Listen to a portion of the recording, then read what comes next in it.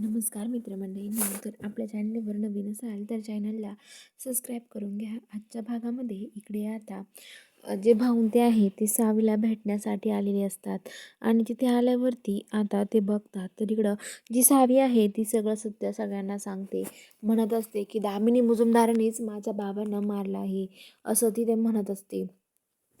तर आता दामिनी ते सगळेजण बघत राहतात. तर दामिनी म्हणते की काही बोलू नकोस हा.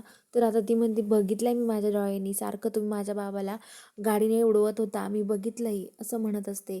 तर आता लगेच ती म्हणते, सावी म्हणते की मी माझ्या आईच्या आणि भाऊंच्या तोंडाकडे बघवत आहे का, बघा त्यांच्या चेहऱ्याकडे बघून एकदा, काय वाटतंय तुम्हाला. अहो माझी आई आणि भाऊ खूप टेन्शनमध्ये आहेत, माझे बाबा मला सोडून गेलेत, हे सगळं तुमच्यामुळं झालं आहे दामिनी मॅडम असं म्हणत असते सावी. तेवढ्यात आता सावी तिच्या हातात पेन खूपसून घेते जोरात. तर आता धैर्य ते बघतात तर सावीचा हा सगळा भास झालेला असतो. तिला असा भास झालेला असतो की तिने सगळं सांगितलं पण तसं काही नसतं. तर आता लगेच धैर्य म्हणतो, थांबा भाऊ, मी सावीला जरा रूममध्ये घेऊन जातो.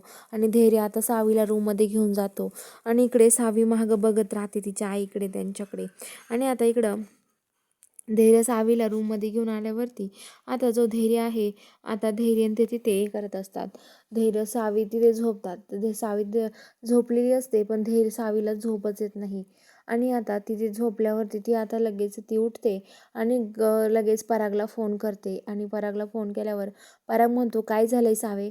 तर आता ते म्हणतं की मला कोण आहेस तुम्ही, पण मला ओळखत नाही आहे. तर सावी म्हणते, अरे पराग, मी सावी ओळखलं नाही का तुम्हाला. तर ते म्हणते, खरं सावी तू बरी झाली आहे का, खरं सांग ना सावी असं म्हणत असतो. तर आता सावी म्हणते की अरे हो, खरंच मी बरी झाले, पण हे बघ, कुणाला काही न सांगता तू रिनीला घेऊन लवकरात लवकर इकडं टेरेसच्या खाली आहे, माझं तुझ्याजवळ काम आहे. तर ते म्हणतात की ठीक आहे, येतो मी, तू काळजी नको करू असं म्हणतात. आणि आता लगेच परागंती तिकडे यायला लागतात. तर इकडं सावी चाललेली असते बाहेर, पण पुढून भास्कर येतो आणि भास्कर म्हणतो, सावी कुठं चालली, थांब मी सगळ्यांना बोलवतो.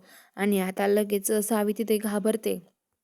आणि आता लगेच तो खूप पिलेला असतो दारू, त्यामुळे त्याला काही कळतच नाही आणि तो दुसरीकडे जाऊन धडकतो. तर सावी तेवढ्या तिथून निघून जाते. तर चला बघूया आता पुढील भागामध्ये नक्की काय घडणार आहे.